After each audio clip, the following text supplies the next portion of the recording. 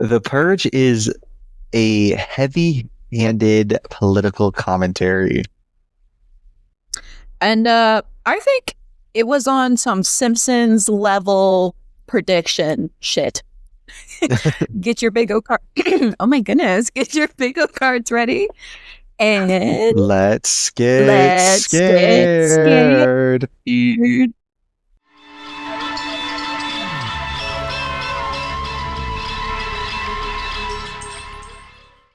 Hello, welcome to the 9 Lives Horror Club, where we recap and analyze horror movies to break down the real life horrors we're all too scared to talk about. I'm Cheyenne. I bring the analysis and antagonize Ben. And I'm Ben. I bring overly passionate hot takes. And today we are going to be talking about the Purge. We got some spooky rants to handle, so if you want to skip ahead to the recap, there will be timestamps in the show notes below. With that, Ben, how's your week been? What spooky business has occurred to you? Well, I mean, if you can see behind me, I know maybe you can't. We've got some, I understand there's some camera issues happening, perhaps. But I am in the process of moving, which is... Yay! Yay, it's awesome. I'm happy. I'm excited to move. It's expensive as all hell. Just had to... I'm hiring movers this time, which is so exciting. That's really a step up. It's really, I feel like such an adult. I'm like, yes, I'm actually going to pay people to come move my stuff for me. Only the big furniture because I'm still too cheap to hand. I'm like, or do I do an in and out kind of deal? I'll do the rest of the boxes myself. Okay. But I hate driving a moving truck. I hate trying to navigate hallways with big furniture. It's not a good time. So I'm just very excited to have this, like, not have to worry about how to get some of these things out of here. The movers are going to figure it out. And into, because I believe you have like a multi-sets of stairs situation going on. It's a 3-floor. That's so not fun. And I love that you don't have to do the heavy stuff. That's really exciting. No. I think because the last time I moved, I had just gotten shoulder surgery done, so I didn't help move anything. I do recall. Yes. And it was awesome. I kind of want to relive that again. Okay. Just go pop it out real quick. It's same. I've considered it. I had that thought. I said, what if I just hurt myself again? Oh no. Why not? Well, Ben, I'm not going through the woes of moving, and I won't get into my hatred of moving. And before I get into my real spooky rant, I will say, we're having like a little bit of a lag situation. We might also be having a little bit of a sound situation. I keep hearing this little on my end in the back of my head. I really don't know. I don't know where it's coming from. I don't even know if it's a podcast thing or if like something's wrong in my little environment here. I don't know. So anyways, yes, our timing might be a little weird. I'll try and fix it, but just, hang, bear with us. And my spooky rant then is that, bro, I am not the young bitch I used to be. I am old. And let me tell you why I say that. So Friday was my 2-year courthouse wedding anniversary. So Marcelino and I went to Curio. Your non-canon wedding. Oh, okay. We went to Curio, the little wine bar that I love dearly. And I, as you know, have not been going very much because it costs money. So I haven't been going. And also my general drinking amount has gone down because it costs money. So we went to Curio and I was like hooting and hollering. Relatively on the cheap side for me. And we got Taco Bell for dinner. And then I went to this baby shower yesterday, Ben, and I was drinking for 8 hours. I was drinking for like 8 hours. Oh my goodness. Which it sounds like a lot, but you also know I'm a sipper. Yeah, I'm a sipper. You have, it's like, oh, she's wilding out. She's sipping half a beer. She sipped half a beer, and she's like, whoa. Okay, famously, that has never been the case. You would knock out. Not the case. Famously, you would knock out. That never happened. That literally You and happened Harrison just all the decided time. No, to. we No, literally would it check your does. bottle. Your bottle was half drinking, and you were passed out because you were like so like tipsy. I have never been passed out around you in my life. You were. It's just okay. Lightweight. Gaslighting aside, these were like the Bull Rock, not the vodkas. We started with just like Bull Rock somethings and Prosecco, and there was beer, but I didn't have beer. But I was like sipping, but we're doing little party games and we're eating, and I'm having my little waters in there, and then we got to the pool. And when we got to the pool, it was we're hooting and hollering now. And today, after these past 2 days of hooting and hollering, Ben, how you do it? Hoot and holler. I just am so like today. Like not even a little hungover, no headache or anything, but I just like my brain feels foggy. My energy levels are non-existent. Can I tell you what's so messed up about everything you just told me? Curio is now dead to me, and the fact you're going there is crazy. Because Curio bought out my favorite cider place to make a restaurant, and I love that cider. Okay, I guess to be fair, I don't know that they bought them out, but I do know that they are expanding that building. Do I think that they are the reason that that cider place is gone? No. But in my heart, they are responsible. You just need someone to blame. I need someone to blame, and they are spitting on the grave. Was that place always empty when we went in? Yes, absolutely. Doesn't make sense that it closed. 100%. But I liked it. I liked it too. Where else I am don't I really going to know get my jalapeno ciders? You're going to just have to buy them off the shelf, I think. Cause where are you going to get jalapeno cider? I don't want jalapeno cider. I actually hated the jalapeno one. But the fact I could get it meant something. You know they have another location in Virginia. Yes, I know, but it's really far away. I've driven past it. Sorry. I'm really sorry about that. But that's my spooky rant. Not a crazy. My iPad is wilding out. Not a crazy week. Just I'm tired and I feel 30. Ew. Gross. I know. Disgusting. I know. Ew. I know. I'm sorry. And with that, Ben, are you doing Bevy on the pod? You know I'm doing Bevy on the pod. He's doing Bevy on the pod. You're not. You've done 2 days in a row. No Bevy for me today, but I'll show my little waters. I have a nice lime margarita smash. Love it. And you know I gotta have my C4s. Jolly Rancher, watermelon flavor. Disgusting. We are both caffeinating though. And this is the Alani. Blue raspberry, blue slush. Blue raspberry. It's not breezeberry, it's blue slush. Interesting. No, I don't fuck with breezeberry like that. Oh, I love blue breezeberry. Slush is so good. So I have that. And I have my polar grapefruit seltzer, and then on deck, because I'm wilding today. Polar black cherry seltzer. Yeah. She prepared. Jeez.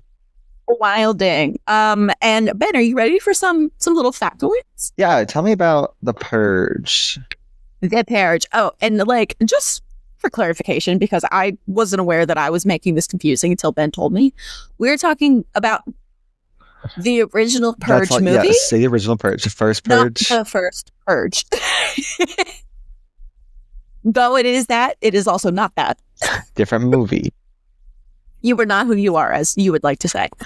So, then this movie came out in 2013 and was filmed in the general LA area. Mm-hmm. Our director and writer is James DeMonico. His thing is this franchise. He's all over these, of course. He's milking them. I will say this movie, Loki has a loaded cast. Loki, strong my cast. God. The entire cast was like, oh, you're famous. You're famous. You're famous.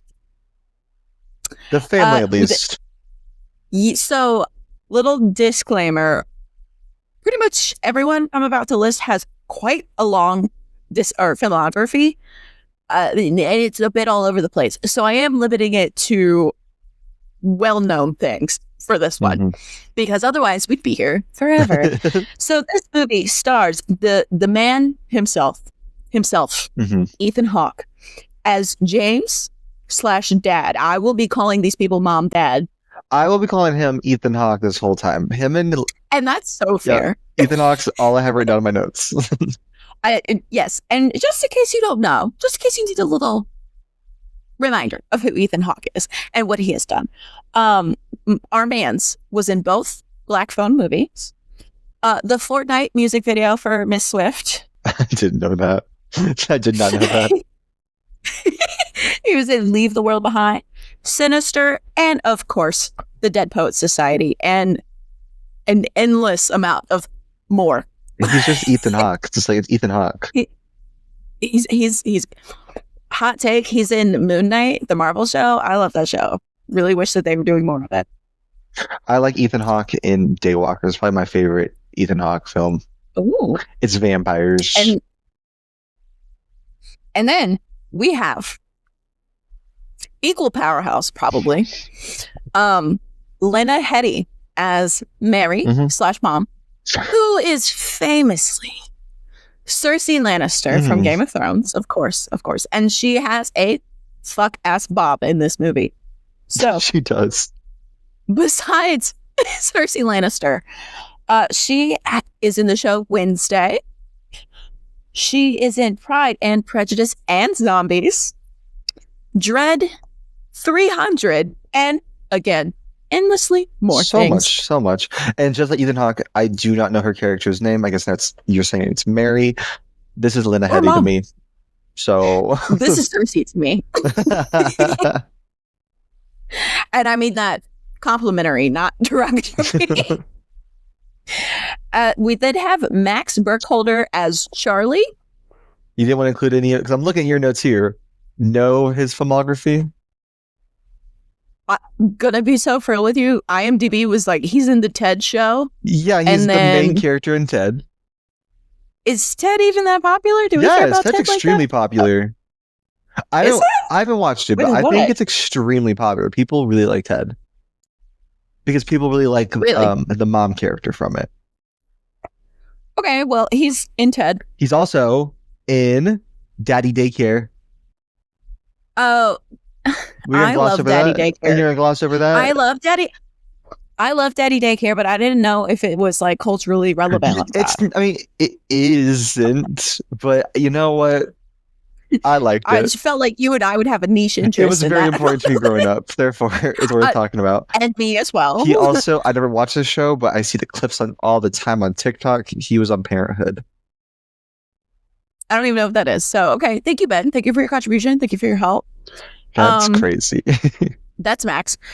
We also have, and I do have to say her name like this because she is Australian, Adelaide Kane. Oh. Don't do that. Okay, Adelaide. Just kidding. As Zoe.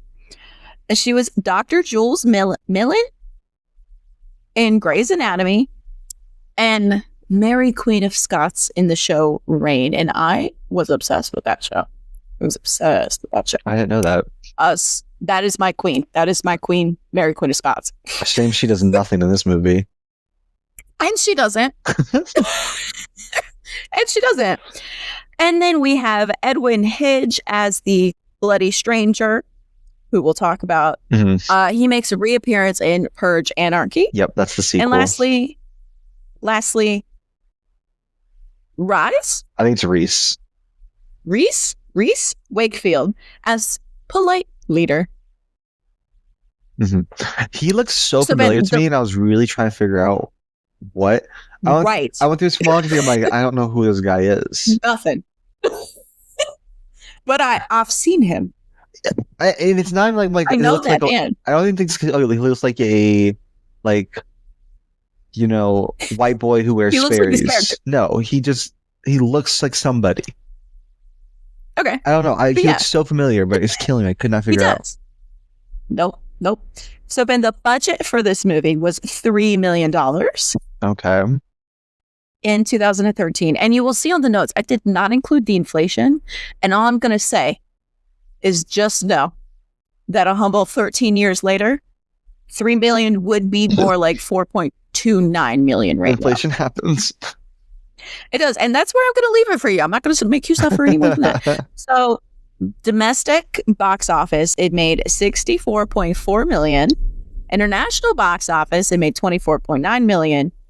And in the opening weekend alone, just domestic, it made 34 million. So it really, really made money. It really, really made money. I remember the trailers like were hyping this movie up. Like, oh yeah, people were like, "Oh my god, so excited for it." I don't know what the reviews were like, but I remember hearing bad things about it when it came out. You know what? That's a great nugget to keep listening later on, because at the end when we talk about reviews, that comment is relevant. Oh my god, yay, say something important. So, some fun facts from the filming and making of this movie. DeMonico got the inspiration for this film from a real-life road rage incident. So, while he and his wife were driving on a freeway, they were cut off by a drunk driver, and it nearly killed them. After both cars stopped, the drunk driver's lack of remorse enraged DeMonico enough to initiate a fist fight. Oh my god, why would you admit this? Leading to the police getting involved. After it was over, DeMonico's wife, who is what he says that she's historically a very sweet, kind lady, said she commented how it would be great to have one free murder a year. Oh my god, how would you admit? Wait, you're telling me they went into this being like, yeah, the purge is necessary. They're one of the purgers. They're one of them. Oh my god. Like, I think at the base, that's where the idea came from. It's just so funny to be like, man, I wish we could just kill people one day a year. No, she said one free murder a year. One free murder a year. Oh my god. Yeah, it wasn't a free-for-all for a whole day. It was like, what. So outside of that, Wakefield was cast one day before shooting began. All the other actors that auditioned had really overdone the maniacal energy. Mm-hmm. Whereas Wakefield did more of a playing it cool, his was just like way a little better. smirk. Yeah, his performance was way better than everyone else's. And then our last fun fact is that DeMonico is terrified of firearms and channeled that fear into this movie. So he has stated that traditional villains are much less scary now, that random people carrying guns can just cause a massacre anywhere, anytime. He further stated, "I am terrified for my country." So I think that cynicism seeps into the film. America itself becomes the canvas instead of a haunted house. The canvas is America. We don't need ghosts or vampires anymore when we're just killing each other. And you know what? That's the movie, guys. I don't know, because to me, I feel like that is not the scary part of this movie, is the fact, because it's not just people causing massacres.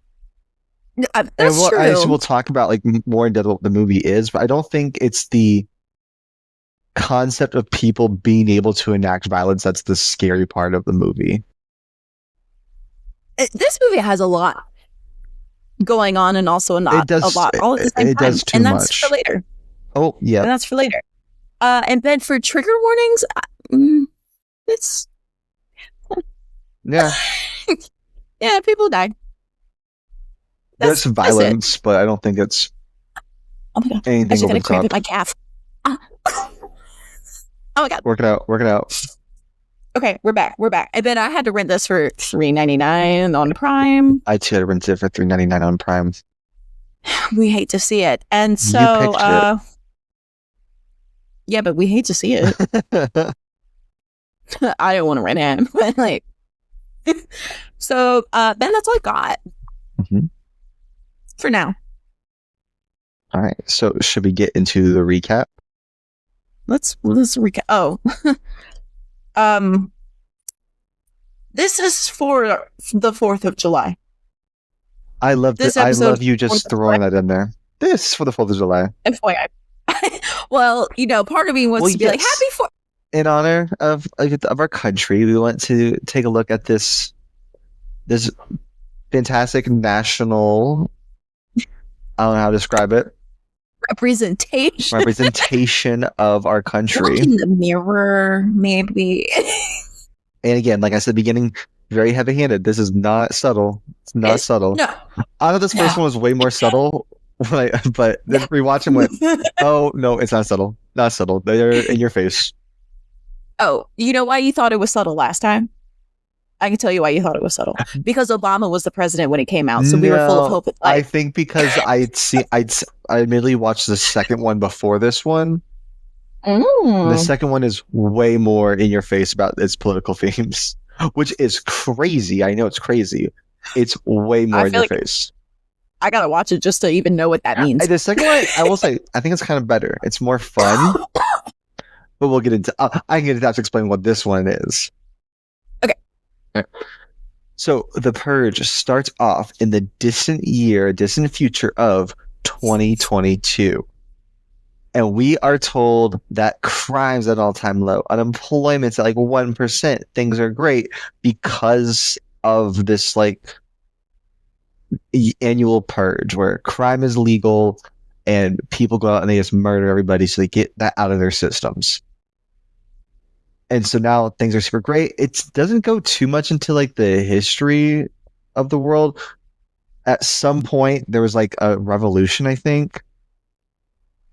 There's an intense lore to this movie. The new founding fathers. Yes, there's an intense lore, but now we got the new founding fathers who created the Purge, and now things are great. And we get a little montage just like all of the different violent crimes that people commit during the Purges. They've been going on for a little bit. I don't know what number this is, but it's like it's a thing. People know how to act during it. Well established. And we get introduced to Ethan Hawke driving his car through like a super rich neighborhood. And it's like a super nice car. He's even like talking to his like someone at his job who's like, you secured the deal. Like, wow, even more money for you, sir. And he's like, awesome. I love money. Money, money, money. I think they also at this point talk about how like he listens to the radio. I think they describe how the poor people are the victims of the Purge. And that's when I went, oh, they weren't subtle. They straight go, poor people are victims of this kind of thing. Like, oh, okay. Got it. this country doesn't know about nuance. And Ethan Hawke is like, he sells security systems. So he is super wealthy. They have so much money. We also then introduce, oh, sorry. No, you're good. This becomes important later. Mm-hmm. He doesn't just sell security systems. He sells like the security system. He's got like the big back security system he's selling. They're introduced to his family, and they're a cute little nuclear family. We've got Lena Headey mom. We've got teen girl with overage boyfriend. And then we got creepy Gizmo son. That's my best way to describe them. The teen girl, she's like got her boyfriend over. His name is Henry. Do they say his age? No. We just know he's older. If I had to guess, probably supposed to be 18 or 19, and she's in high school. His dad does not approve. Like, he has to sneak around. It's like an hour until the Purge starts, and he's like, crazy business. Crazy to even be anywhere an hour before the Purge starts. But he's like, I gotta get home before the Purge. What crazy business? You should be at home at least 6 hours before the Purge starts. Why are we even playing? I'm not gonna cut it close a little bit. Lena Headey, she goes out to the neighbors and is talking to a bunch of the neighbors too, and they like give her cookies. They're all being like super smiley and sweet, and they're just like, "Oh, it's so funny! You have like a new addition to your house. That's so crazy." And she's like, "Yeah, you know, business is doing really good, so we thought we'd do it." And she's like, "You know, you guys kind of sold we bought security systems from your husband. Like, we kind of paid for that. Isn't that so funny?" That's what the neighbors are saying. And they're just like, oh, that's so crazy. And I think she gives them like the family cookies. I thought these cookies were poisoned. The cookies don't come back ever. They're not allowed to do crime yet, so. But like, even like what the neighbor's like, oh, here's some cookies. Two other neighbors stop and they go, oh my God, those cookies are so good. Make sure you eat them. I thought these were poisoned. They're not poisoned. They don't come back. Mm-mm. Oh, Gizmo's son, his like little fun little gizmo that he uses. His name is Charlie. I should say his name. His name is because we got Charlie with his little Sid from Toy Story. Yes, he's got a little RC car with a like baby doll that's burned, mutilated, messed up on top of it, and it's got a little camera. So he's riding around. He's got his little hiding nooks. He's a little weirdo. But that is our family, right? And we're gonna be following them all night. They have a little dinner time. It's just like, family being family. The girl says penis a few times, and everyone's like, "Oh my god, how scandalous! This is crazy." And they're like, "Okay, it's time for lockdown." They check the cameras, and they see that the neighbors are having a party. Even though earlier they were like, "We're not gonna have a party. We're just gonna hang out. We're just gonna keep it chill." They're having a party. Fake. I'd be partying. I'd be so pissed off I wasn't invited to the party. Oh my god, I'm purging from that alone, actually. DeMonico, I'm sorry for talking shit. The FOMO's taken over. The second FOMO happens. Oh boy. I'm there. I've got my machete. I'm going, what's going on? This crazy. Oh, he's pulling the Freddy Krueger Nightmare on Elm Street 2. Nightmare on Elm Street 2 party. Yes, that's gonna be me if I'm not invited to that party. But he doesn't really give a fuck. He's like, whatever, lockdown. And the whole house gets like covered in like these metal shutters, which doesn't seem like it would do a lot, but it's the best one. And we get the sirens announcing the purge. Charlie, freaky. He's like the only one in the family who's just like, so the purge is kind of fucked up, don't y'all think? Like, why do we do it? And like, you guys don't purge. Why won't you purge? And he's like, we don't want to. And he's just like, he's got bad vibes. He's like, this is gross, and we should not be okay with it. But he's a kid, so he kind of blows past it. Zoe, meanwhile, upstairs, you said this movie has Simpson level predictions. Here's where you're wrong. They did not predict AirPods. Because Zoe's up in her room listening to music on wired earpods. Embarrassing, damn. Actually. They should have seen that coming. Yeah. How'd you not know about that? You guys didn't predict they'd have just little small little AirPods. Cute. It's funny. But she's just kind of vibing. And then what happens? Her boyfriend Henry is still there. And he kind of sneaks up behind her. And she's like, oh, this is so teehee, so funny. Zoe, I'm immediately concerned by his intentions. He waited and hid until crime was legal. We should have done. She's too chill about it. And he's just like, I want to talk to your dad. I just want to talk to your dad about us. I'm not here for you. We're locked in here. He has to listen to me. He'll see that we're in love with each other. Dad, meanwhile, he's just like hanging out. We hear like a radio show, and this one, they are straight telling us, they're like, the purge is not about releasing bad feelings. It's about killing poor people, about killing undesirables. I'm like, oh, very heavy-handed, very in your face about what this whole world is based off of, where the rich people are literally just killing poor people. Lena Headey hears some gunshots, so she gets a little nervous. They check the cameras, don't really see anything. But Charlie, on his little robot, after they walk away, he sees on the cameras that there's a man who's like looking for help. He's screaming for help. And so he goes like help him out. Because Charlie is a real one. He like disarms the house. He disarms the whole house. All the safety stuff is gone. Charlie, we love you, Charlie. You're so great. And we see the Bloody Stranger. He's only called the Bloody Stranger. I think even in the second movie, he's still referred to as the Stranger. Mm-hmm. And so he gets this guy in the house. Henry is on his way to go like talk to the dad. It is so obvious at this point. It's like, you're not here to talk to the dad. You are going to go try to kill her dad, but she's not going to date you after you kill her dad. What a crazy game plan. Just go kill her dad and be like, haha, now we're going to date, right? Because he's the only thing? That's weird. That's suspicious. So he's like making his way Ethan Hawke and Lena Headey are like, what's going on? The lockdown went up. They closed it back. And so that everyone's locked inside now with a bloody stranger. Ethan Hawke's about to like shoot him. He's like, that guy shouldn't be here. When Henry comes around the corner, he's got a gun. He's going to shoot Ethan Hawke. Immediately things become chaotic. Of just gunshots are firing. People are running around. The stranger like hides himself. Henry gets shot and kind of like gets dragged away by Zoe. And then the other then Ethan Hawke, Lena Headey, and Charlie are like together, kind of panicking and nervous because now there's a strange man in the house, and they know there's Henry who's trying to kill Ethan Hawke. So there's a lot going on. There's a lot. I was like, oh, we're jumping in real fast. Zoe, should break up with Henry. I don't know what she's doing, because she is like holding him and crying over him. Girl, he just tried to shoot your dad, but dad didn't get a kill shot.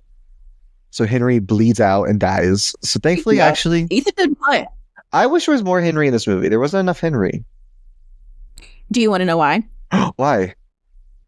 So originally, DeMonico wrote it so that Zoe tried to kill her dad. Oh. But the studios would not allow it. So the boyfriend was like a forced last minute rewrite. And DeMonico doesn't like that part of the storyline. He doesn't think it connects anywhere. It doesn't. I think its only purpose is to kind of create this little hectic moment. Yeah. So the stranger can escape. I didn't like it. I wish there was more, because I kind of like the idea of like, oh, I think because that brings into like how people will take advantage of this for their interpersonal gain. Of like, oh, nonsense. Crime is legal. Now I'm going to do this because to get what I want during this crime. It's not just a release kind of thing. But I mean, he's dead. R.I.P. Ethan Hawke, Lena Headey, and Charlie hold themselves in a room, and he's like, I'm going to go find Zoe, because Zoe's already doing nothing but causing problems. Starting strong, that one. While he's so he's looking around, he does find Henry's dead body. Zoe is stumbling around the house, and Lena Headey can hear her and goes to find her.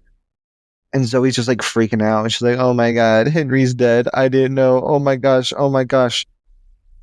Freaking out, and then she just runs away because she's, I don't know. Yeah. She doesn't just run away.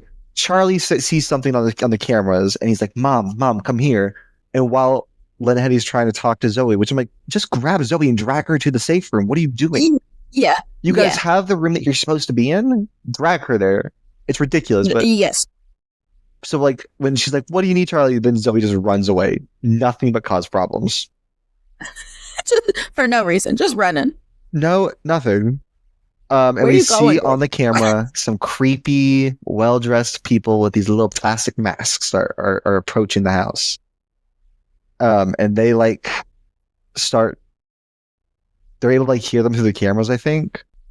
And this group's explaining hey, that guy was ours to purge. It's our right to kill him because we're all rich and educated, and he's just a poor, homeless, swine. We should be able to kill them. You guys know what's up. You support the purge, so you can't take this from us. And the purge is very religious to people as well. The way they talk about it in the government is very religious and a very spiritual experience. And they make this ultimatum.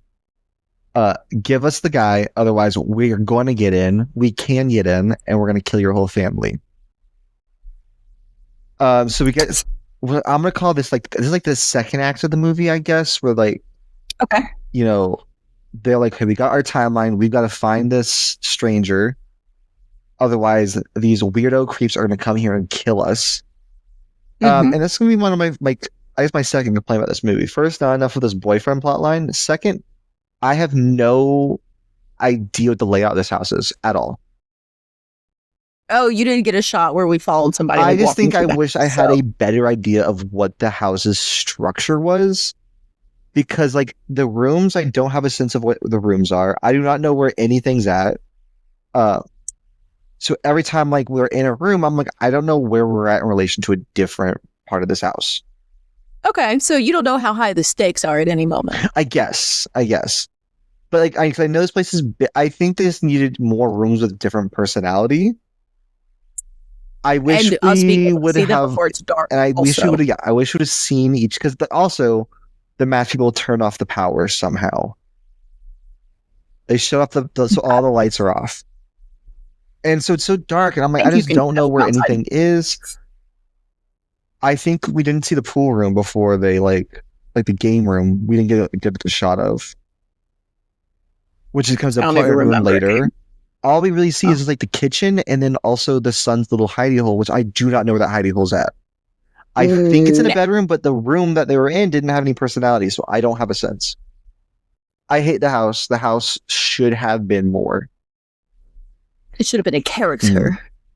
But so we're Ethan Hawke's wandering around this house that is not a character. Everybody's Uh, just wandering. Meanwhile, Charlie, he does not really agree with the fact that they're going to give this guy up. So he uses his little RC car. He's able to find the man, and he leads him back to his little hidey hole, his little nook, and just like tells him to hide there. I think there's like a moment where Lena Headey almost finds him, but she doesn't. It's like it's supposed to be suspenseful. I didn't think it was suspenseful. And we get the polite leader, who is the leader of their mass people. His name is Polite Leader. He's trying to get a little conversation with Ethan Hawke. And he's just like, hey, like, we're the same. It's us. Don't give up your life for him. He's not one of us. We're all halves. And like while he's giving this like scary speech, his friend like comes up and screams like, give us the fucking guy. And he just gets shot in the head by the polite leader. Which I thought like, that's fun. That was a fun, him just like not giving a shit. Yeah. It raises the stakes because he doesn't even care about the people he's working Yes, with. it's like that's my friend. You're not my friend. And I'm like, we could be friends, you know. He said, I'll buy you Paris berries. You got come on. I will get you a Ralph Lauren shirt and you can just turn around, okay? It's gonna be okay. Do you need some salmon colored shorts?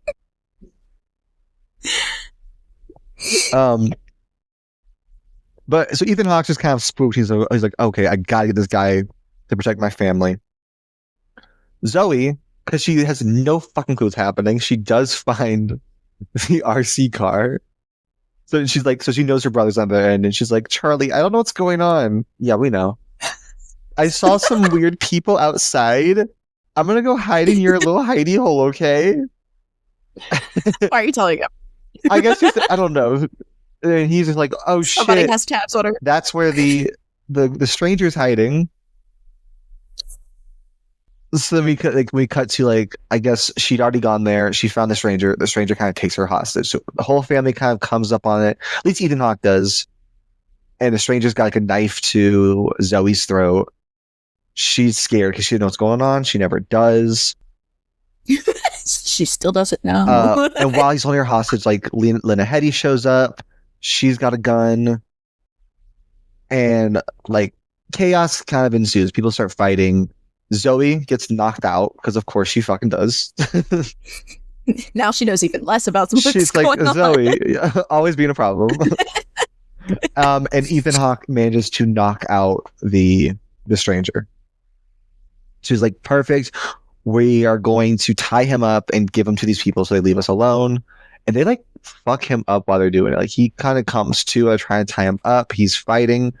And Ethan Hawke's like telling did he tell Charlie to do it first? Did they tell somebody? He tells somebody. Lena Headey does it, or of like push on his wound, press on his wound so it hurts really bad. And it's like, oh my god, stop! This is fucking me up. And eventually, Lena Headey's like, this is bad. This is a bad look. We are doing some fucked up shit right now. I can't do this. Charlie had already like dipped because he doesn't fuck around with this. He's like, this is evil. And then Zoe wakes up and she's like, Dad, that's really fucked up what you're doing. You're doing some really fucked up shit. She knows Suddenly she knows nothing, but she knows this is wrong. Even she knows. Okay. And the stranger's like, he sees this and he's like, turn me in, like, give me up, save your family. Like, go for it. And Ethan Hawke has a little look in his face where he's like feeling a little guilty for it all. And he has a change of heart. Next time he sees Lena Headey, he's like, we're going to fight this. We aren't going to give him up. We're going to fight these guys. And Charlie's so stoked. He comes out hiding. He's like, awesome. How are we going to do it? And they don't have a good plan except we're going to fight them. Much like Zoe, they don't know. They don't know. Zoe said, this is my time. And for a moment, they are all on the same page. They don't know what page it is. Outside, the polite leaders is like, y'all are out of time, really fucked up. We don't want to kill one of our own, but you're making us do it. And I think they've had chains around all the doors and stuff, like around all the shutters. I can't remember if they attached to trucks or something. They're attached to something that allows them to yank off all of the shutters on the windows and the doors. You remember how I said I went to Curio for my courthouse wedding anniversary?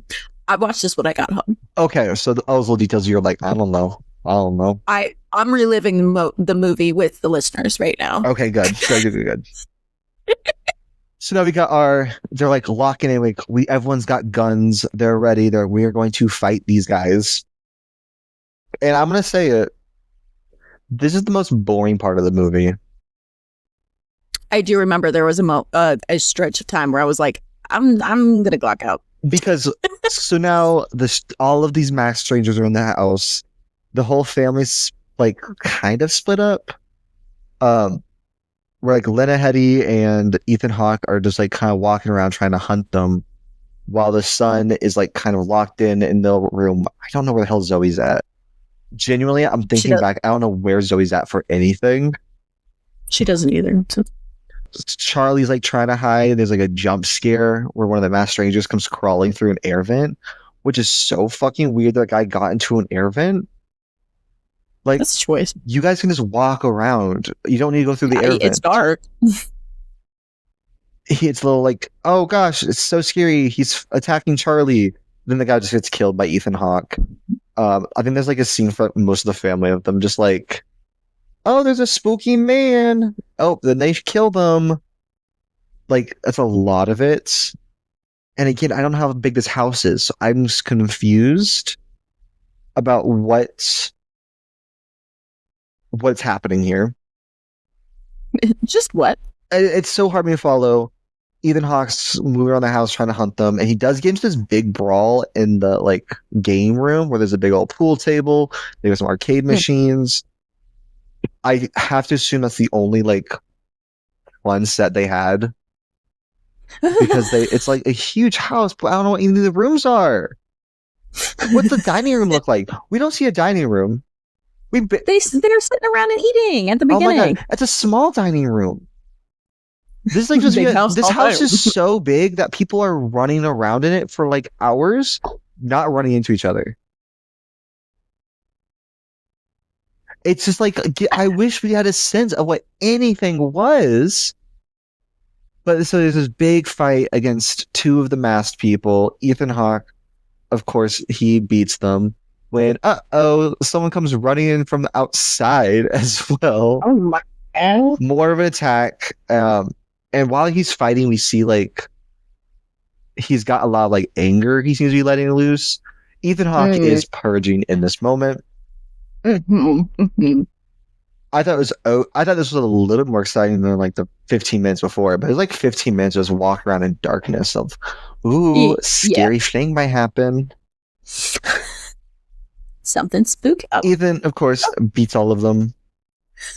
And then when he turns to leave, he gets stabbed real good by the polite leader, who once again is talking about the purge. You've done it. You've cleansed your soul. You've purged. Really connecting to spirituality and religion. While Lena Headey gets attacked by some people as well.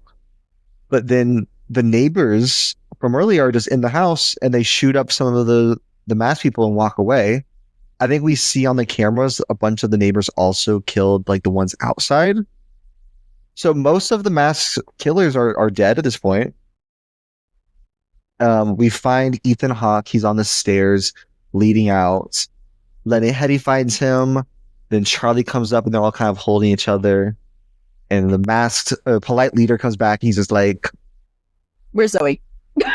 Zoe actually will make an appearance because the masked leader, polite leader's just like, "Oh, cool, I get to murder you all now. He. I love purging. This is so fun for us." When he gets shot up a whole bunch of times by Zoe. Zoe did something. She came up, shoots him, holds her family. Like, Zoe, finally you did something. You have a role in this movie. Yay. But Ethan Hawke, he established too deep. He does die. We hear his like watch, which is like tracking his heart rate, come to a stop. He's passed away. And while the family's kind of mourning, the neighbors all show up and they're like, "Hey, Lynn Hetty's trying to thank them." Like, "Oh my God, y'all, like, thank you. You did save our lives. I owe you all so much." And the neighbor's like, "No, because we wanted to kill you. We didn't want them to do it. Tee-hee. It looks like they killed the dad, but I guess we can kill you guys, and that's kind of the same thing." And they're all just like so fucking bitter. I think this is so stupid, their motivation. Because they're all pissed off. They're like, "You got rich off of us because you sold us security systems. And then you flaunted your wealth by doing all these things, acting like you're better than us. Like, so we're just going to kill you guys." They tie them all up. Lena Headey's is like trying to hold her children. Be like, "No, we're going to kill you." And they do a prayer circle to the founding fathers before they kill them. Yes. And it's like, they have no way out except what's this? The stranger comes up and he's like fighting, knocking them out. He's got a gun. He's like, he gets control of the situation. They kill one of the guys. He punches the shit out of another. And he's like, "Lena Headey, do you want to kill them all off? Like, it's your call." But Lena Headey's a good person. She's like, no more killing. She's better than me. I would say pull the trigger. They didn't invite me to the party tonight. Not because they killed your husband. They did kill the husband. The husband was already dead from the other guy. You're right. No, I'm sorry. I can forgive them almost killing my kids, but not inviting to a party. That's the line. Fucked up. That's the line. But she's better than me. So she just says, no more killing. We're all going to sit together until the like purge is over. And it's just a very funny... I like to imagine it's like 2 hours. Just like the kids are like crying over their dead dad while the rest of them are at like the dining room table, just waiting, staring at each other. One of the neighbors has like one little ass like, "This is my mom, I'm gonna do it." But Lena Headey's fucking takes a shotgun and bashes her face in just a little bit. Doesn't kill her, but fucks her up pretty good. She's like, no more killing. The sirens go off, so everyone just like leaves. I really think the book club's gonna be awkward next week. That HOA meeting? Weird vibes. Would you move? I think you have to move. Who am I in this situation? Lena Headey, are you moving? I don't know. If you're not Lena Headey, are you moving? If you like try to kill her but you failed, would you move? Oh, even more so. Because that's embarrassing. First of all, that's embarrassing. Behavior, humiliating. I gotta go. That's flawed. First of all, I do think that, if we're in this exact situation, I'm hopefully just like not living in the country anymore. That's like my ideal situation. I'm taking a trip during the purge. I'm like, Oh, you're getting out. I thought it was like you're gonna come in for the purge. No, I'm like going to go. I've heard I'm gonna go to like some other country for the weekend. Did you know you could just not live in that country? You could just choose to not live in the country. I'm a pure-blooded American. God bless the new founding fathers. What are you talking about? Anyways, the stranger... That was like too real. That was too real. The stranger and Lena Headey are just like... He's just like, "Good luck." Walks out.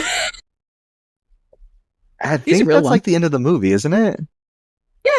I don't think there's any other... To my knowledge. I think it's kind of like... The family just kind of like, "Ooh, our dad's dead." Well, that's where we're at. Our neighbors fucking hate us. Yeah. One thing I do want to mention, just because I made a point of mentioning it before, is when the polite leader and et al. Start rolling up. Cersei Lannister is having a little freak out moment, understandably so. And she's like, well, you sell this system, like, we're safe. It's not going to fail. We're safe, right? And he goes, well, it's like mostly good. It's mostly good. So, yes, he has made his money and gotten this status and safety from selling the system and profiting off of this violent thing, but also he did it like by selling a system that's not what he's saying it is. Yeah, I guess because the second, it's like, oh, it works mostly, but it really didn't work. It was pretty easy for them to get through. And then if the neighbors are seeing this other group, can you not scratch the wall? Because they specifically say when we saw the lockdown go down. I don't think that, because they did not like the neighbors before that. They were already pissy. No, they did not. It was very obvious. They were already like, we are not tight with them. Right. Which is weird, and we'll talk about it. Actually, let's start there, because I didn't actually take notes on that piece. Oh. But it's interesting. Like, that is interesting to me, because when you coming at it from the angle of like, the system he sold them isn't working. The system he sold them is what is fueling his lifestyle. All y'all are supporting this thing that is making you need this system to begin with. Like, y'all are just fueling this cycle. Well, because the system does benefit them. Like, you can't, that's the part of it. Rich people are richer because of the system. But it's just like, you're blaming the wrong person. You're going after the wrong thing. Which is a point we'll come to later also. Ben, I guess before we get into it, what's your general thought? Like, on the themes of this movie? Well, yeah, like, you said it's heavy-handed. Yeah. And such, and what points it's trying to make. It's trying I just want to know what you think.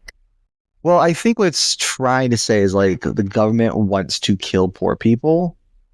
Or like this, because it literally said it. Because they say it, yes, they do tell us that. But like, so like that's the whole premise, is like, of how poor people are treated differently and as less than, and a lot of systems are designed with like the rich people in mind, to not necessarily like every single person, and that's really just highlighted in this movie. They really stress it's us versus them. I also think it's probably significant that most of the characters we see purging are white characters, and the stranger is a person of color.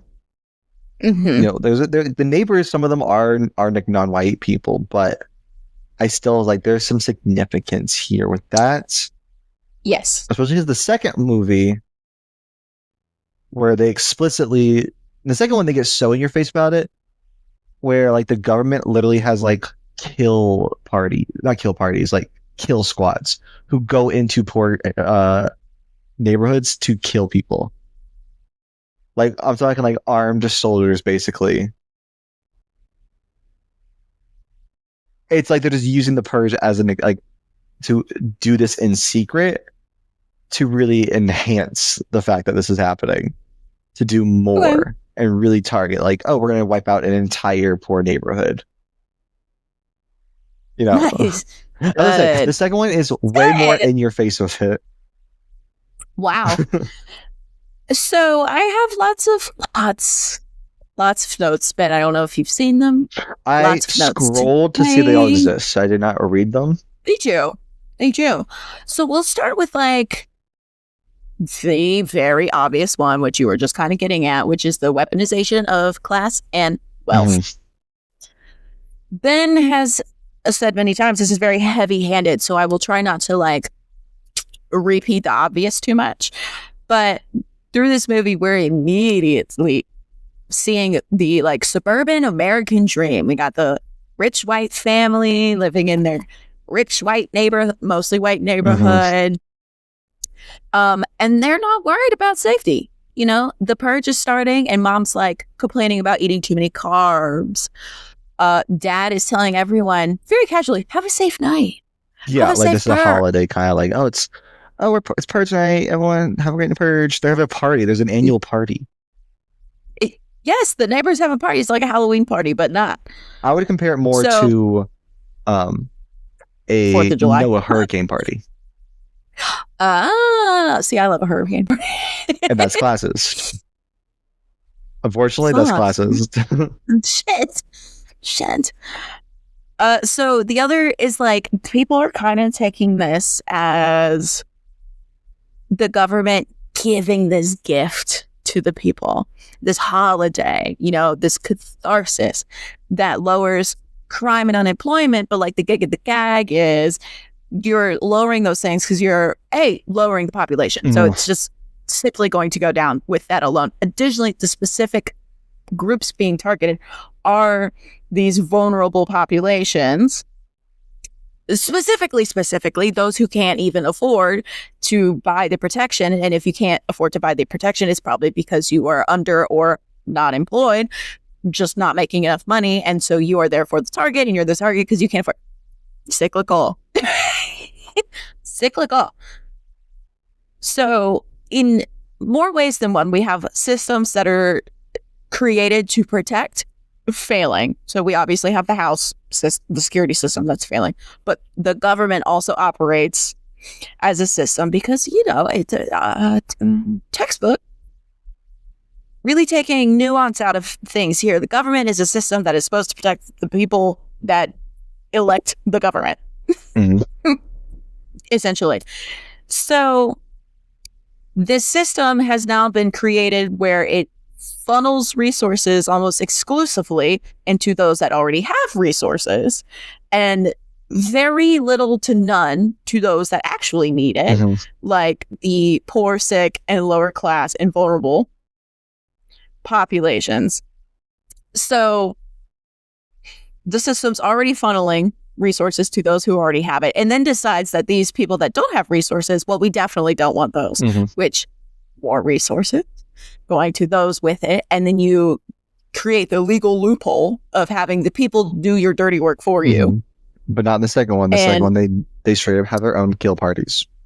No, see, I don't know about that. I haven't seen that, but it's good. I'm sorry, I found the second one. I like the second one. It's bad, but also good. And I feel like that's probably the vibe for a lot of these. It's got more of an action vibe to it, and that's the okay. I think the difference there is it's not we gotta defend the home. It's we gotta get from point A to point B, and then we have little stops along the way with fun little which I think this movie kind of wanted that kind of energy. You love following people on a journey. It's I love funny. A journey. I love a journey with steps along the way, and it's like yes. You too, especially if you can see from behind them. Especially from behind. That's so funny. So this system could simply be used to just not have this purge. We could just not have it. And also B, you don't need to keep giving resources to people that already have them. So this system could actually, you could just make the system work for everybody. But they're not. My also thought process with this purge, because the part of it is there'll be no emergency services during the purge, no police, no medics, none of this. What the fuck does their job look like the day after the purge? Because y'all are getting bombarded. Your health services are getting bombarded the day after the purge. I wonder if it's I don't. Maybe this gets into lore another time, but well. So in this movie, this family does not need to lose anything that they have for other people to be protected. They don't need to lose the house. They don't need to lose their comfort or anything. For others to also have that. And like I said, the government could just not let this be a thing. And instead of keep giving these people resources, give the resources to someone who needs them. And with the resources, we have security is money and money is security. Capitalism 101, also the Purge. So the more and better security you can afford to get, the safer you are, which of course inherently leads to the population becoming mostly rich, upper class white people, while those who can't afford the fancy security systems are vulnerable and unsafe, i.e., of course, leading them to be victims of the purge. So you are decreasing these vulnerable populations. And when you decrease these populations and do nothing to help them, and in fact are actively putting them at risk, the focus of these people becomes survival, not improvement, leading to the inability to even try to get out of like being in a vulnerable population, let alone the ability to afford security. So again, it's just like a funnel, a cycle of keeping them down and unsafe. Now, our family we follow is rich because they're selling the quote unquote best. Sorry, that's not fair. Our family is rich because the dad is selling the quote unquote best security system that is like directly being, from what I can tell from the movie, it is like, this will protect you from the purge. Yes. Like, it's because the only purpose would be for the purge. You would not need something this intense unless it's because of the purge. So, I also think it's worth noting that this family was poor in the past. That there's a line where Ethan Hawke mentions like, man, 5 years. I don't. He says like maybe 20 years. I don't know what he says exactly, but he says a line of like, we were struggling to afford rent. Now look at us. We're talking about buying a boat, and they're like boats. He's looking at. He's like, oh, like yachts. Yeah, he's like, oh, this one has a car garage on it. What the hell? Which is that even real? That must be real. That's crazy. I'm sure it is. Interesting. So then you take that and you add the element of like, of course, he's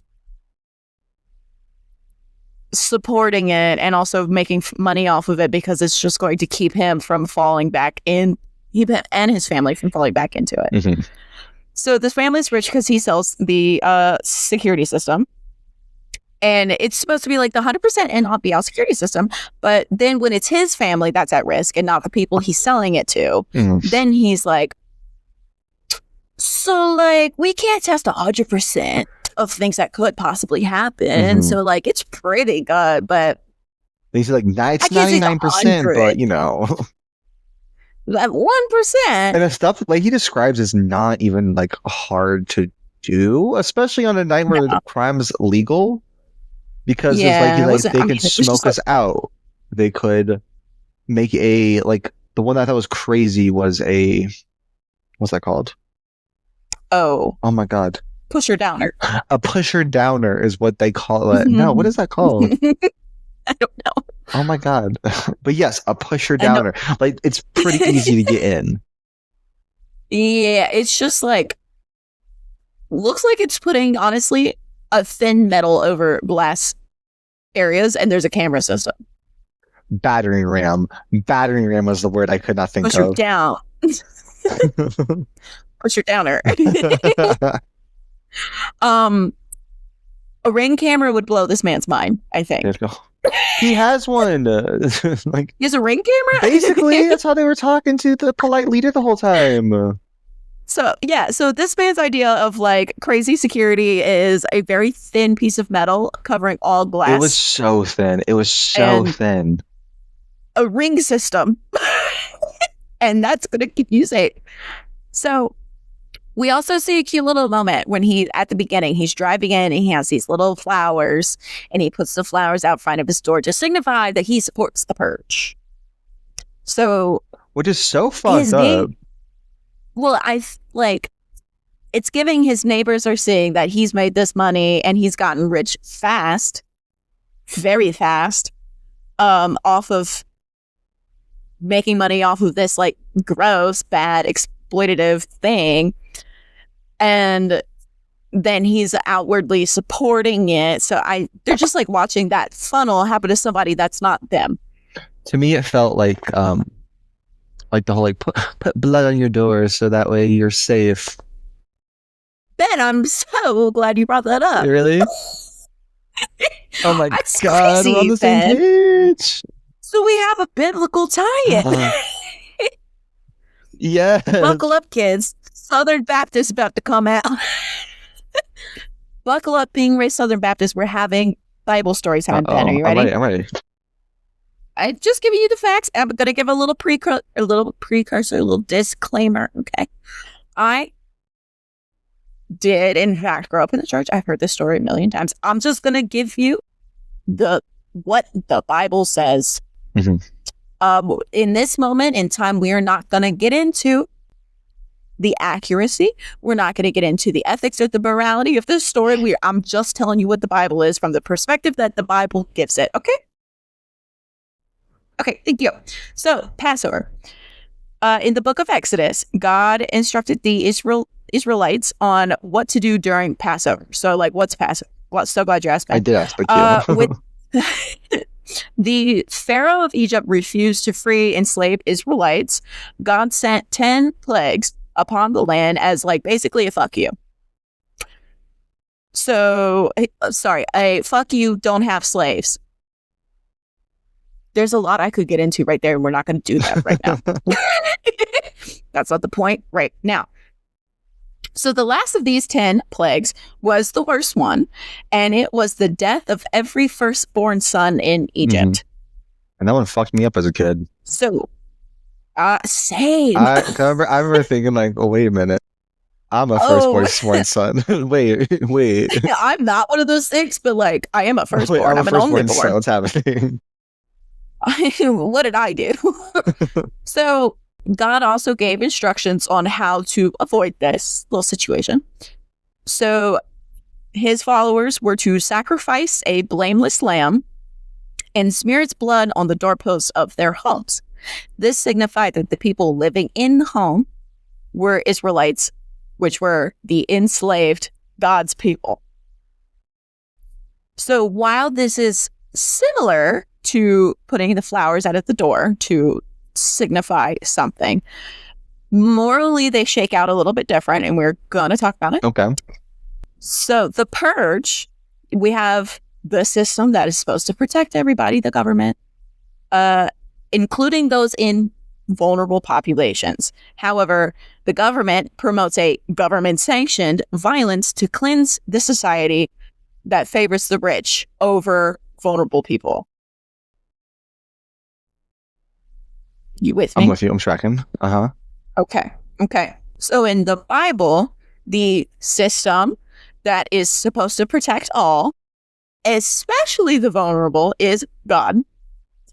God himself is rolling through and committing this violence to target the enslavers with a system that offers protection to the enslaved or the vulnerable. So the purge is voluntary participation. People choose that they are going to be murderers and killers, and they choose to enact this violence. The protecting system, the government, favors those who support it and can afford protections, meaning the vulnerable remain just that, vulnerable, while those who benefit off the exploitation of the vulnerable are the safest. In the Passover, there is no choice in participation. God is coming and he's killing your firstborn son. You don't get to choose if you are partaking in that or not. But he's giving the system to be protected. The exploiters are targeted, but the vulnerable are given away to be safe. So the purge is a flip on this story. It's the same visual, if you will, but the purpose is flipped, which is very interesting when you keep talking about how the government and everyone is pushing it as like a religious experience, especially in America, Ben. I just think it's really interesting. It's like almost like treating leaders like the spiritual figures, you mean? It's also kind of just like when you might see happen today. You take a thing that's actual main goal is to love and protect vulnerable people, and you make it your whole shtick on why to not do that. Why to do the opposite. And then you say, God chose this. This is God's country. Because we follow God, because we put rich white people in charge. And that's what God said, except God's best seed was a prostitute and Jesus was brown. Now, I'm sure that the director / writer intended the like mirroring visual of this because it's an easy tickle in the brain. I know what's going on here. Whether he meant, because I didn't see anything about him talking about it, I Googled like not crossover, but like relationship between the Purge and the Passover, and it was just like breaking down what they both are. There was no one saying that was on purpose, but it's really fucking interesting that art be imitating life. I'm sure there's like inspiration, like you might not be aware of it. Like ideas come from other ideas. Yeah. So I just thought it's another little holding a mirror. Even I said it. Even I said it too. even you clocked it. So beyond that, I keep saying government sanctioned violence. So we're going to broaden that to government sanctioned anarchy. Now, so the government is kind of using this relinquishment of control as a control device. Yeah.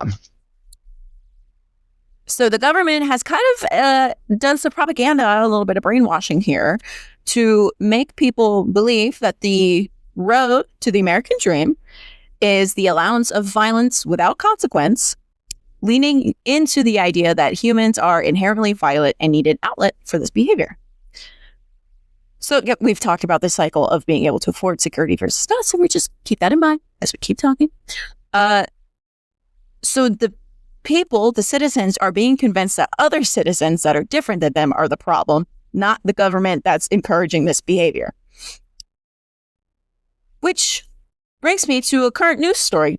Oh, Ben, I'm sure you know, but this past week, the Supreme Court struck down a Hawaiian law that made it a crime for gun owners to bring their guns into private property that is open to the public unless they have the owner's specific consent, stating that this law violated the Second Amendment, further claiming that they are striking down this law to promote safety.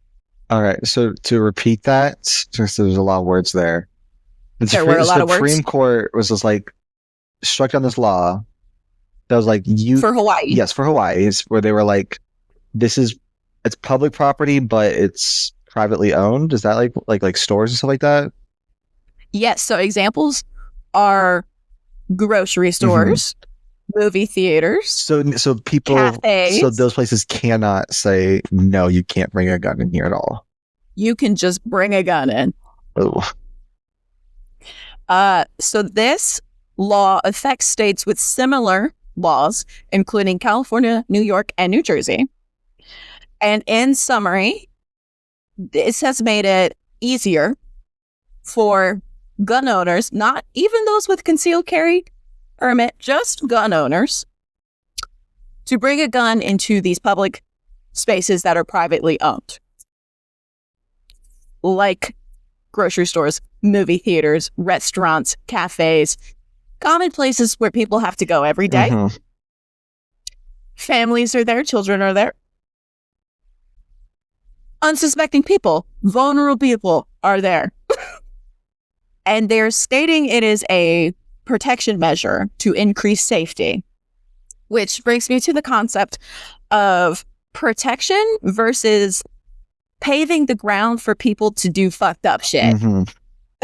For more people. I guess that's where his intent, because the director mentioned those kind of things, where everyone's armed and the chaos that will ensue. Yes.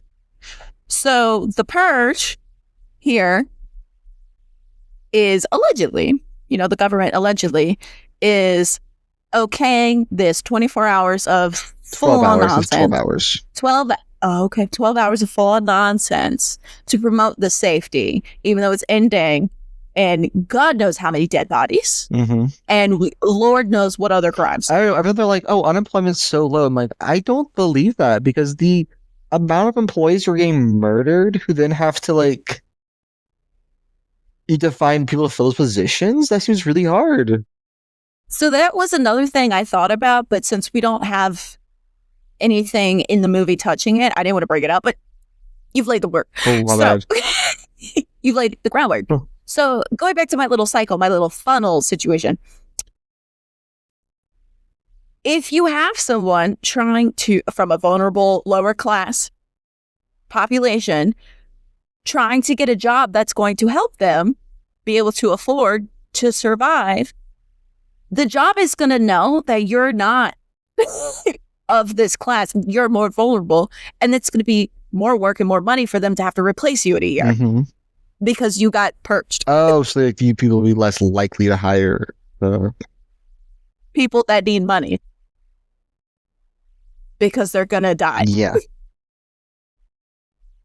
But I didn't have anything from the movie saying There's that. Nothing so really, like, nothing really contributes to that, and I don't think even that, like, I've only seen the first 3. I don't think any of them kind of cover that idea of like who would or would not get employment. Yeah, but if we're following the rules of the game, though, if you're following, it makes sense in the world. Set up the universe. One issue I do think these have is that they want to have their own like lore and culture and universe, but then they don't actually change anything from our universe besides, oh yeah, people purge. It's very weird. Do you think that was different when this came out in 2013 versus right now? What do you mean? Like the state of the world and specifically I think what I'm more referring to is like if this would happen, it would dramatically affect like all areas of life. Right? Yeah. Like the way everything functions, if people are getting at the rate we're seeing killed every year would dramatically change things, and they don't really do anything like that. Okay. And that's why it's like it's still like if it acts as though like, okay, what if today the purge happened? And then tomorrow it's still like our normal world. That's how the movies kind of act. Have you seen Election Year or Anarchy? I've seen both. Oh, I haven't seen either. Anarchy is the second one. Oh. That one's fun. Okay. Election Year I thought was less fun. Well, I feel like at that point we're probably getting like a little bit too close to home. Election Year is just the exact same plot as the second one. We have to get from point A to point B. Only this time, the person we're like following is a politician who's trying to get rid of the purge. And so people want to kill her because she wants to get rid of the purge. Oh my god. Not AOC, please. It's a blonde white woman, I think. Never mind. Kill her dead. Kill her dead. Turn it up. So we have a few more little nuggets to get through. And you alluded to this one too, which is who gets away with this shit? I'm so on it, dude. I'm so on it. You are on it. This movie's so heavy-handed. Can't imagine why. Can't imagine why you're on it. So I when I say I like, don't get it twisted. I like the polite leader. I like the choices that we have made surrounding the polite leader in his entirety. A, calling him the polite leader, intentional. White, rich, pretty boy. Wears Sperry's probably. I know he does. Specifically targeting an unhoused black man who is doing, to our knowledge, fucking nothing other than exist. They do say he killed one of their own, but after they killed after they killed one of his friends. Like, oh, that's the T. That's like, yeah, they're like, what they were purging him and his friends because he's like they killed. He says something like that. So it seems like they kind of captured him and his friend, were torturing them, killed the one, we're going to kill him, but he fought back, killed one of them, and escaped. And now they're like, he had the audacity to kill one of us. Now he has to be tortured for it because they specifically want him alive, not dead, because they want to torture him. Okay, so an unhoused black man had the audacity to not like want to take shit from this little rich white boy. Yep. Right. Yeah, so he was just seemingly existing, and the thing that the polite leader in his little squad wants to kill him about is that he is black, unhoused, and didn't just like roll over and die for them, I guess. So beyond that, our polite leader is terrorizing family that has nothing to do with this. Outside of everything I've just talked about, they don't have anything to do with this. And pursuing a vulnerable person to kill him. And he's referred to as the polite leader, not a killer, not a shithead, not a dick, not a monster, nothing. He's the polite leader because he's white, rich man. And this is, he's entitled to this. Yes, because he is very like, we deserve the right to purge. We are entitled to our purge. Do not deny us our purge. And he also, I'm glad you said it in the recap, says that our guy, our stranger, is mine to purge. So this white man is taking ownership over this black man's body.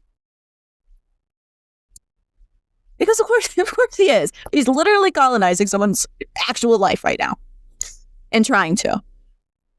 So it's also interesting that like our little white boy is the polite leader and he gets like a positive name, and then our victim is just stranger. The bloody stranger. The bloody stranger.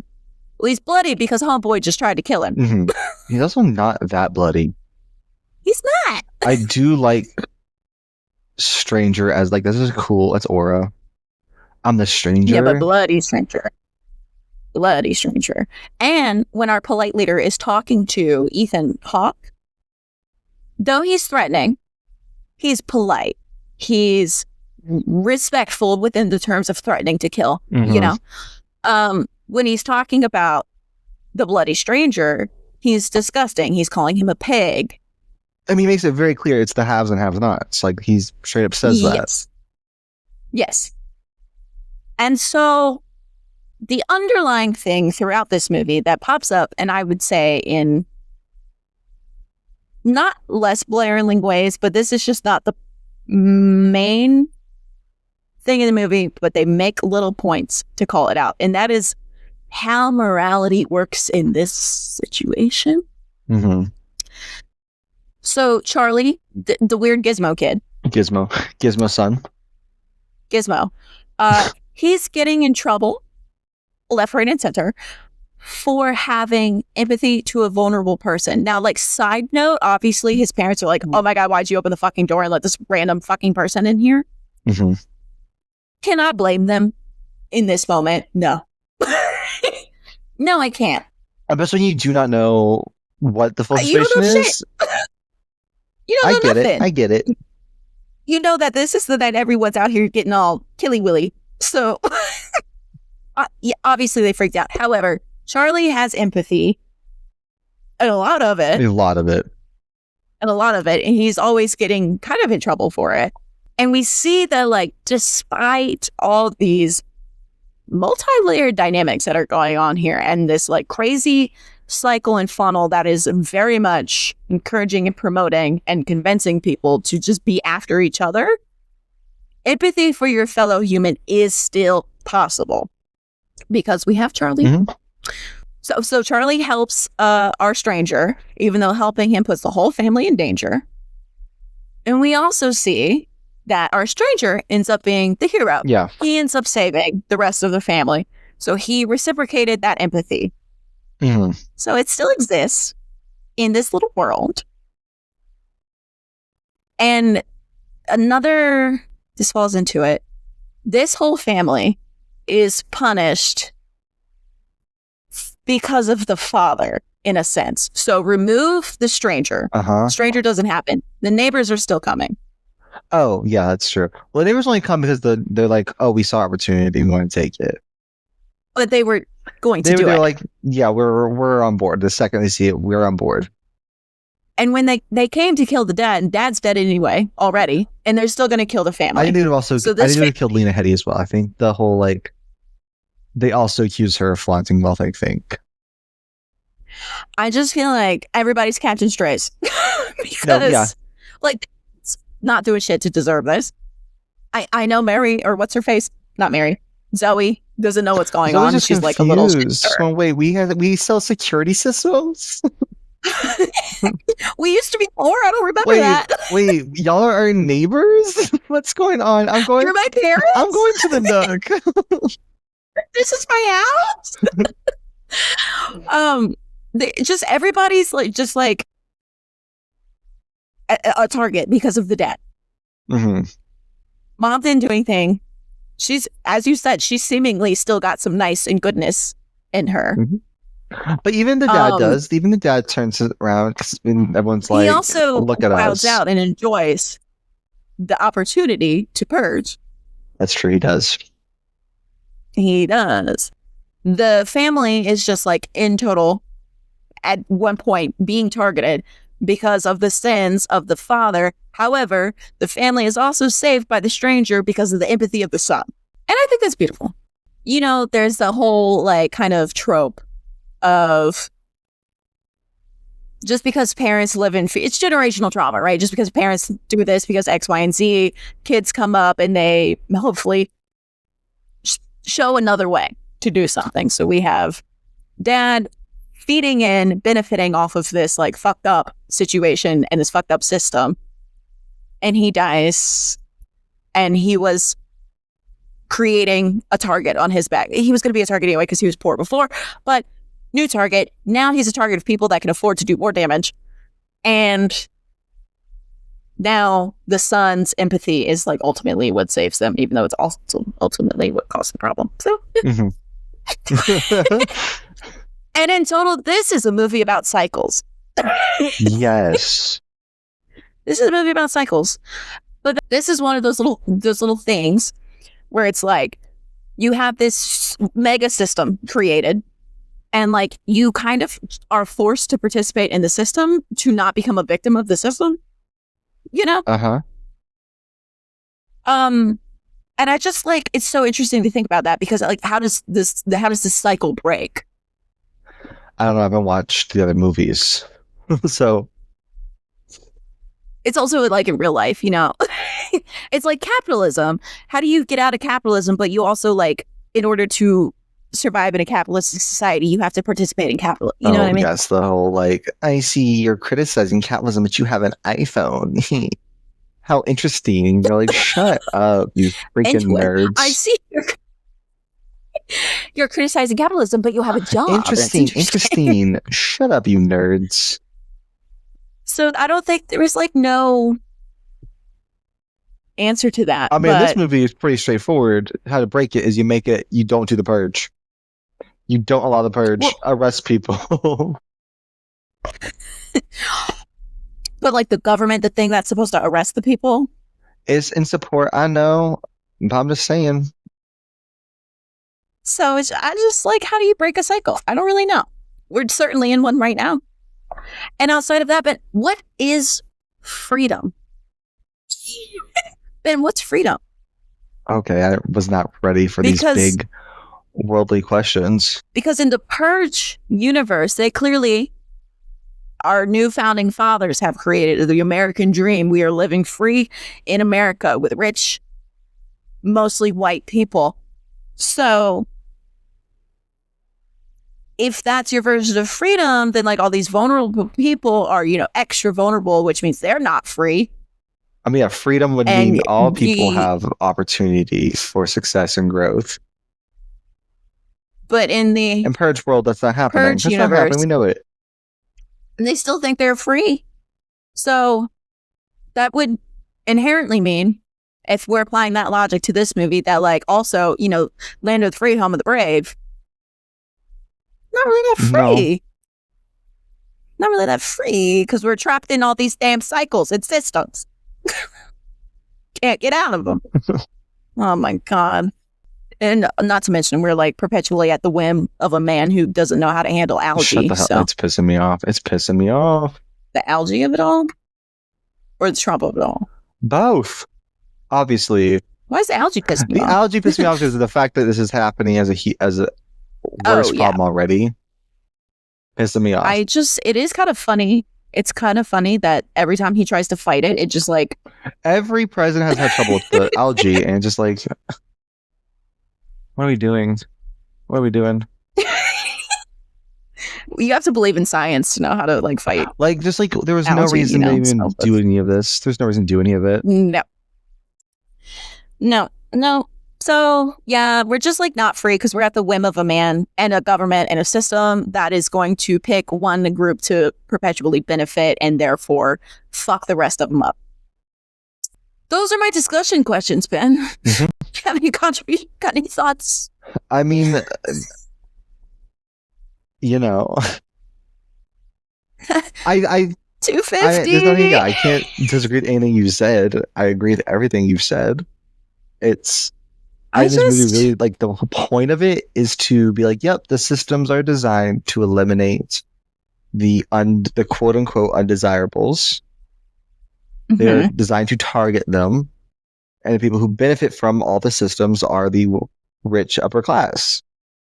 Okay, Ben, so my journey for this movie was I had a hard time finding a not pretty inappropriate. I had a hard time finding reviews that were not inappropriate, in the sense that the popular reviews on Letterboxd are all from 2013 when this movie came out. And I would like to remind everyone the cultural context of 2013 when this came out. So Kesha is playing on the radio. Shut the hell up. You're so unserious. Notably, seriousness here. Barack Obama was president. I think that is important on the reception of this movie because, yes, it is heavy-handed. No, that's not everyone's taste. That's great. That's fine. The reviews for this movie, by a landslide, Ben, the reviews are about how this family's so stupid. And obviously, the way you survive the purge is to go abroad, go to a different country. While this is happening, why would you stay in America? You just go on vacation, go on holiday. This is never going to happen. This is so unrealistic. Everyone thought the movie was really stupid and bad because the answer is so obvious on how to avoid it. The answer is not to avoid electing people in your government that would facilitate this. The answer is to go on fucking holiday while it's happening. I can't say. You know who can afford to do that? Rich people. So you remember how you said the movie was like so heavy-handed? Yeah. Was it? Yes, it is.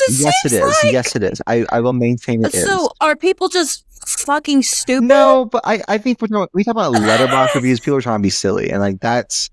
I mean, no. I jokingly said that earlier. No. I jokingly said, "I would just go. I'm gonna leave the country." Was too many.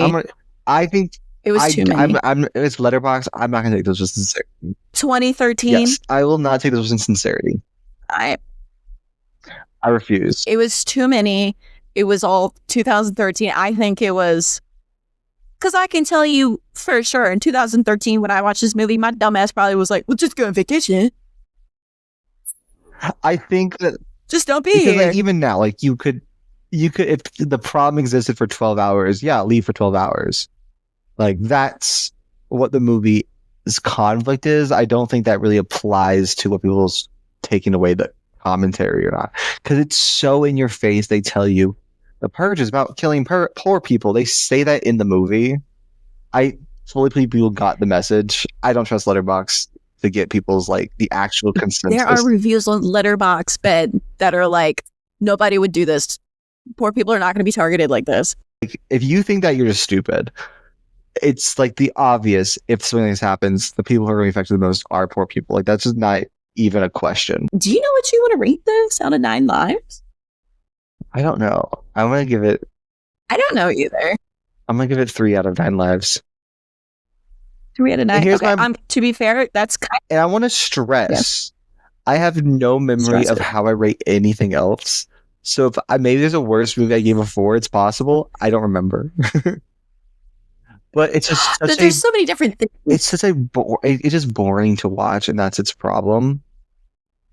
Because it's just them walking around a dark house, but I don't have a sense of where anything's happening in this house. There's gunshots going on in this house, and no one's like, "Oh, there's gunshots in a room over." But then it's because the house is when big. like the mass killers are outside, like 3 streets away, they can hear the gunshots. You've brought this up a couple times now, so I just wanted to take a second. We don't have a system when we're rating movies. It's vibes. It's vibes and it's thoughts. Vibes. And it's vibes and thoughts. And also, I think that's fair because a bad movie can have things that make it like charming or endearing that like boost the score. Mm-hmm. Whereas I wouldn't say this is a bad movie. It's not going to get a good rating for me.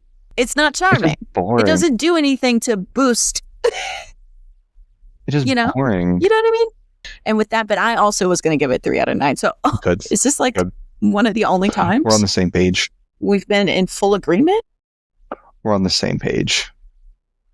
Okay. And Ben, for our text review, obviously it's something about Zoe not knowing what the fuck's going on. Zoe be so for real. Zoe, have you figured out what happened yet? Zoe, do you know what's going on? Yeah, Zoe, do you know what's going on? It's good. It's time for Voices from the Void. Okay, I'm ready. Okay, so Ben, what has the internet said today? I took it easy on you. So, Mash Augustine on the letterbox gave it 2 stars, and they said, "I feel so good to be European." It probably would be, probably just as in general. In general, probably. Yeah, I agree with that.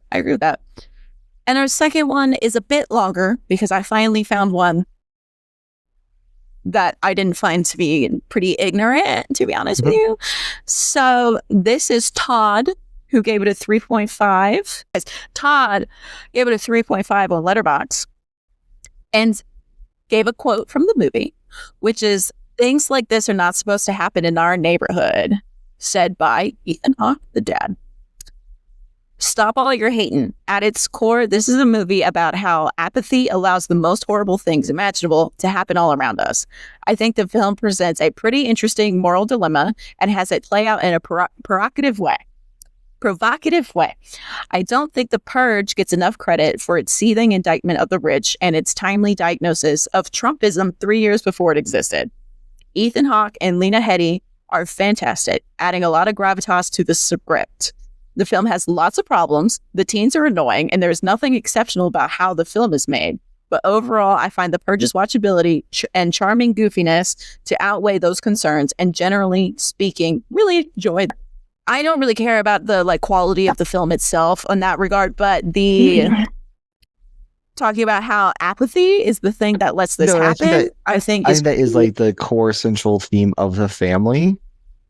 Is that they profit from it. They support it, but they don't stress or worry about it while these bad things happen. I do think I disagree with the idea that it's Trumpism. I think these issues just predicting it. I think these issues have always been around. Like there have always been systems that what we're looking for that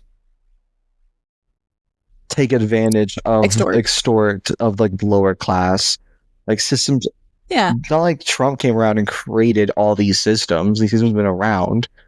Did people become more vocal? And I think some of their beliefs, yes. But the systems have always been around. And that's what I think a lot of movements were about, was like, we got to dismantle these systems because they're, at their core, exist to target different groups. Yeah. I think the Trumpism... I think by comparing to Trump really just, I think, takes away from the film, honestly. Okay, because like the historical context gets kind of lost. Like suggesting like, oh, America was great in 2013. Oh, yeah. No, like, it's not like Trump came around and created every single problem we have today. I will say this comment is from this year. So it is taking the context and the context of what we have going on now and looking back at Obama being president in that time. So I feel like when he says predicting Trumpism, I feel like that's just like a categorical speak, like taking a lot of words, putting it into small phrase, because those systems that exist, I agree with everything you said there. The minuscule and far from enough work that had been done to put protections around these vulnerable communities. He is he is. It's not good. Will not deny that. No, he's just very much targeting and very much dismantling these few things that were in play to help. And I think that's probably more of the Trumpism prediction. Yeah. Instead of like Trump, just Trump. Just put a little bow on that. And so then I have really bad news. What's bad news? I have really bad news. So it was my anniversary Friday, and I was at a baby shower for like 12 hours yesterday. So I didn't do the poll. Oh, what did we pitch? I didn't do the poll. I had Final Destination 1, and Jaws was the staple. I don't. Did I do Triangle? But you picked it first. Did I do Triangle? Yes. Triangle. Yeah. Triangle. I picked for this one because I was like, I don't think I pitched Triangle yet. Let me go check. I am open to any of the three. So if you're leaning towards one for next week, we can roll with it. No, we're going to do a picker wheel. Oh, okay. I hardly know her, but okay. Shut the hell up. That one. It was Triangle. Hey. All right. So next week, team, we will be talking about Triangle. Do you want to give the people a little reminder? Triangle is without saying too much and spoiling it, it's essentially about a boating trip that goes wrong. A storm hits them, causes like a whole bunch of accidents, and this group of friends find themselves like on a big like cruise that is like fully empty, and while they're on it, they're kind of investigating what's going on. Weird things start to happen, and people start getting killed. And I can't say too much more. Because it is truly a movie I think you should watch blind. I think if you've not seen it, you should go watch it blind. Yeah. It's so good. It's a fun one. And that means, Ben, do you have your pitch? No, because it was going to be Triangle, and I forgot I pitched it already. And it wasn't. It was okay. On the poll tracker.